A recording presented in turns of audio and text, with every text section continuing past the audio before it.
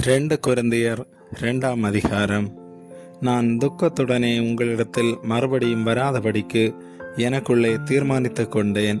நான் உங்களை துக்கப்படுத்தினால் என்னாலே துக்கமடைந்தவனே அல்லாமல் எவன் என்னை சந்தோஷப்படுத்துவான்?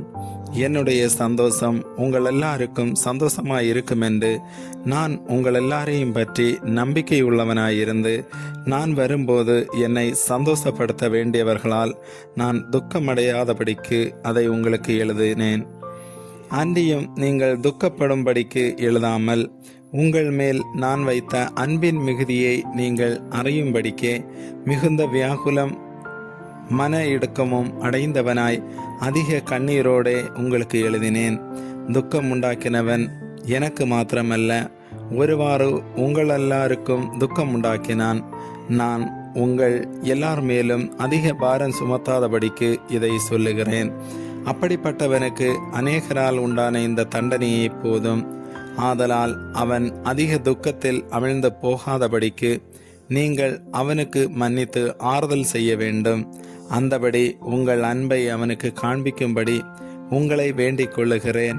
நீங்கள் எல்லாவற்றிலேயும் கீழ்ப்படிந்திருக்கிறீர்களோ என்று உங்களை சோதித்தறியும்படி இப்படி எழுதினேன்.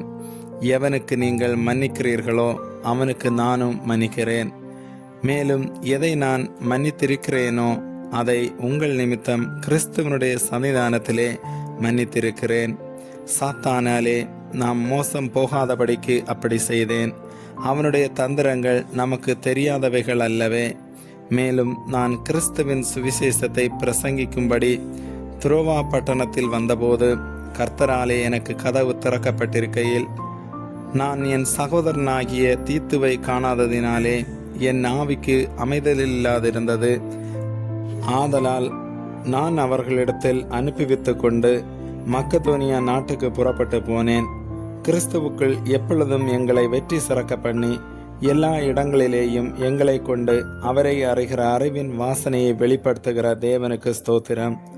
ரட்சிக்கப்படுகிறவர்களுக்குள்ளேயும் கெட்டு போகிறவர்களுக்குள்ளேயும் நாங்கள் தேவனுக்கு கிறிஸ்துவின் நற்கந்தமாயிருக்கிறோம். கெட்டு போகிறவர்களுக்குள்ளே மரணத்திற்கு ஏதுவான மரணம் வாசனையாகவும், ரட்சிக்கப்படுகிறவர்களுக்குள்ளே ஜீவனுக்கு ஏதுவான ஜீவ வாசனையாகவும் இருக்கிறோம். இவைகளை நடப்பிக்கிறதற்கு எவன் தகுதியானவன்? அநேகரைப் போல நாங்கள் தேவ வசனத்தை கலப்பாய் பேசாமல் துப்புரவாகவும் தேவனால் அருளப்பட்ட பிரகாரமாகவும் கிறிஸ்துவுக்குள் தேவ சன்னதியில் பேசுகிறோம். ஆமேன்.